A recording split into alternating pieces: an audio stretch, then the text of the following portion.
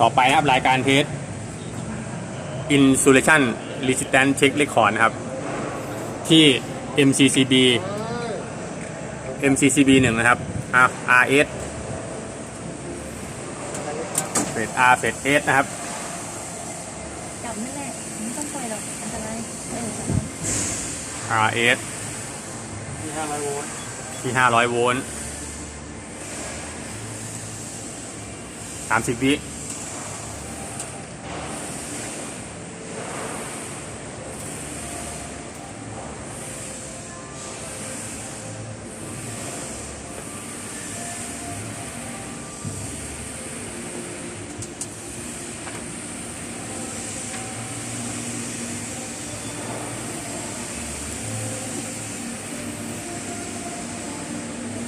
โอเคครับค่าคือ OL นะครับ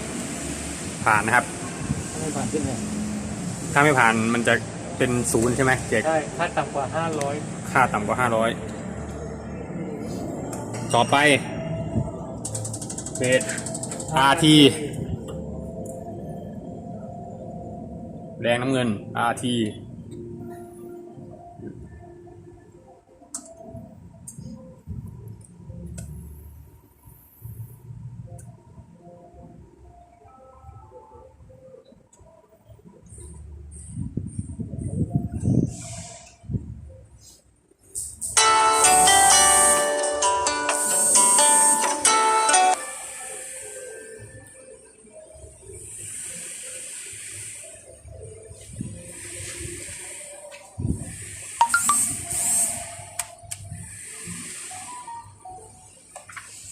ไปจะเป็น S7T นะครับ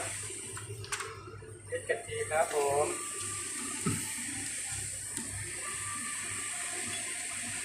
เห็นทั้งสองฝั่งนะ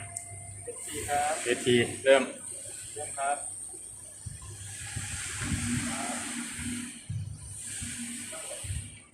กดไลค์กดแชร์นะครับมาแล้วนะครับ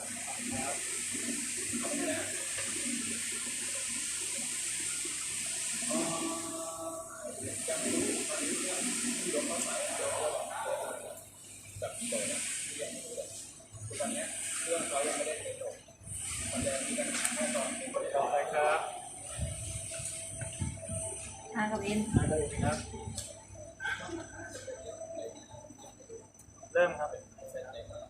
ดูเลยว่าเดี๋ยวที่เราทำ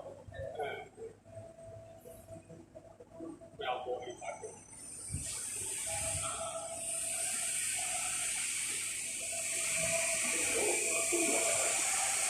ไปเท่าไหร่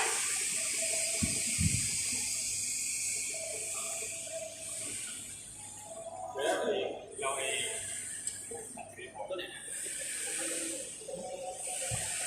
ต่อไปนะครับเอฟกันเองครับใส่กันค่ะเอานะ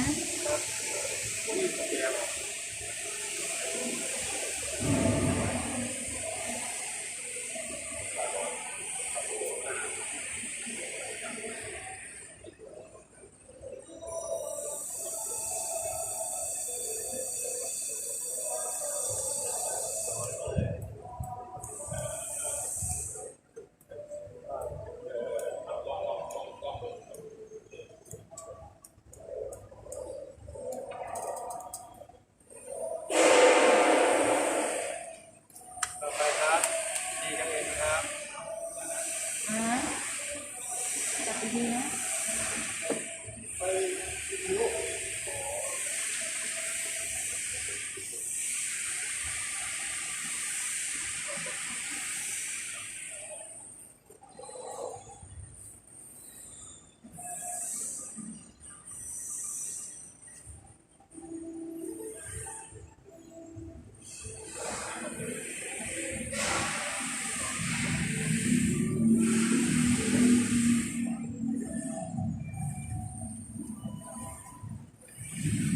ต่อไปกับกาวครับหนีบข้างบนเนี่ยเทียบกาว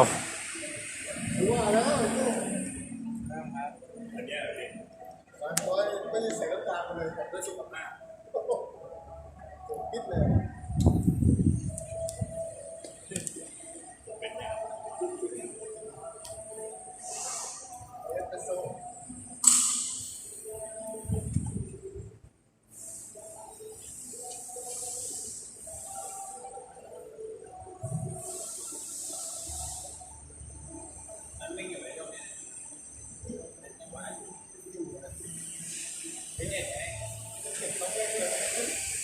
เค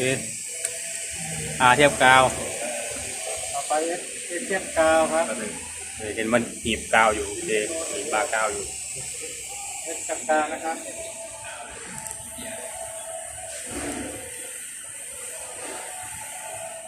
เอสเทียบกาว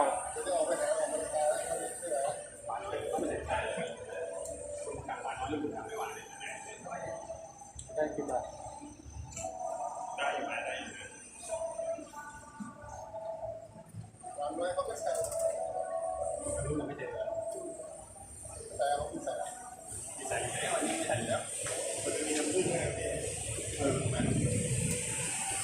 ต่อไปครับ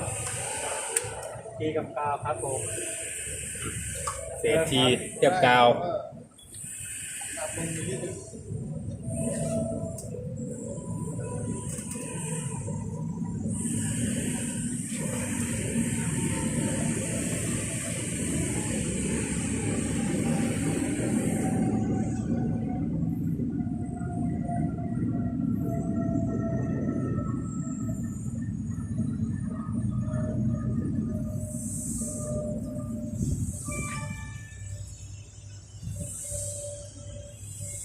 โอเค จบ ครับ จบยังเหลือเอ็นเหรอ แล้วไม่แล้วครับนี่ครับ เอ็นกับกาวมันก็ถึงกันสิเอ็นกับกาวอ่ะ ต่อไป NCB 02ครับ อย่าพึ่งครับ ผมขอคลิปต่อไปดีกว่า MTB 02อ่ะ ครับ